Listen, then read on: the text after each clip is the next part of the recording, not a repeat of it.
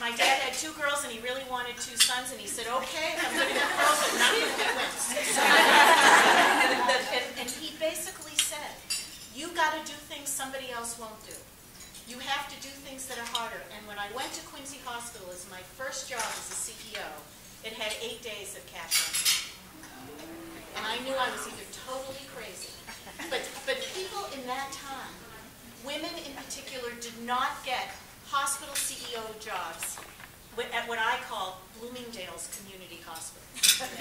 So in Greater Boston, the Bloomingdale's Community Hospitals were Newton Wellesley, Beverly Hospital, Winchester, Mount Auburn, and South Shore.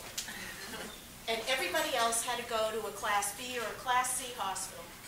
And it wasn't because the care was different, but they weren't as famous and they weren't as rich. And we had to do jobs that were harder. At Quincy, not only did it have 8 days of cash, but I had 9 collective bargaining units. The place was unionized wall to wall. And I went and learned so much. It was a job no man would take. Having said that, I learned so much. But what was the most important thing about Quincy Hospital was that it got me noticed. And one day, when I least expected it, and I wasn't trying, I got a call from the man who was my mentor. And he is now gone, but he is someone I love and who I think about every day of my life.